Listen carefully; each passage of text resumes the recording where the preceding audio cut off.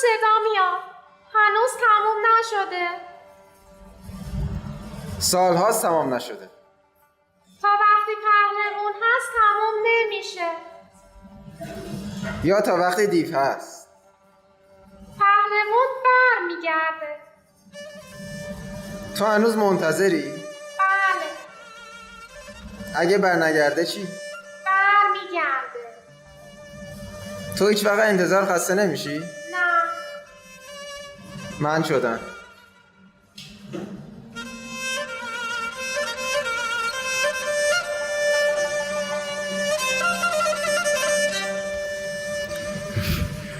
بازم برگشتی. تا وقتی تو هستی بر میگردم. این شهر دیگه تو رو نمیخواد. شاید، اما هنوز تسلیم نشده. اونا از جنگ خستن. خستگی که دلیل تسلیم نیست. تمومش کنی. این جنگ با خواهش تموم نمیشه. دیدی؟ هیچ کدوم پیروز نمیشیم. تا وقتی یکی بیسته جنگ ادامه داره.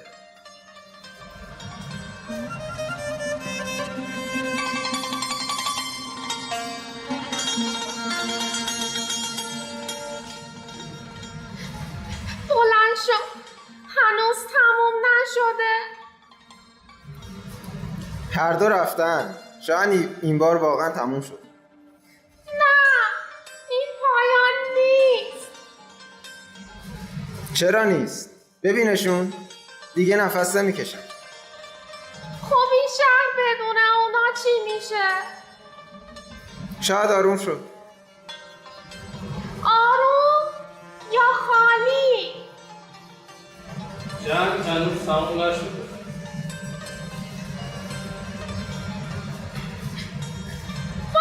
اون زنده است. چه اتفاقی افتاد؟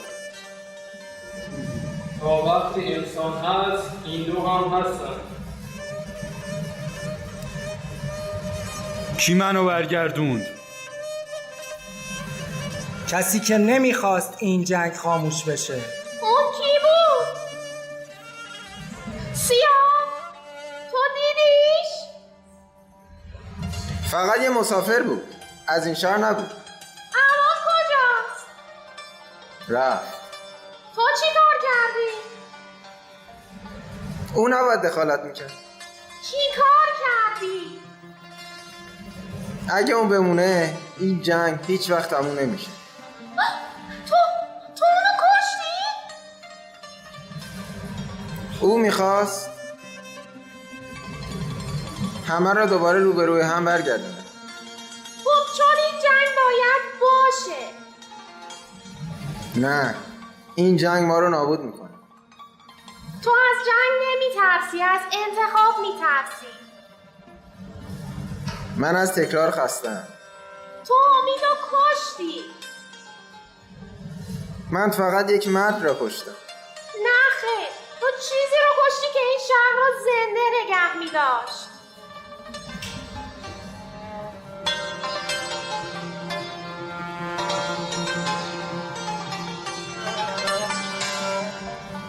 دیدی؟ حتی بدون مسافرم ما برمیگردیم.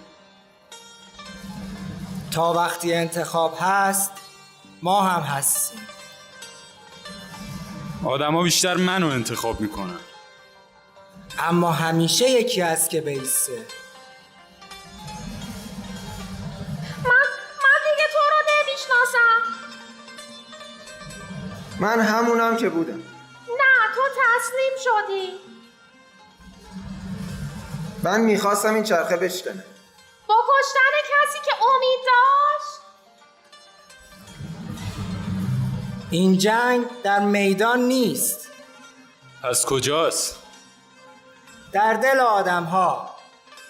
و تا وقتی دل هست منم هستم. و من هم. این جنگ تموم نمیشه، اما ما باید انتخاب کنیم.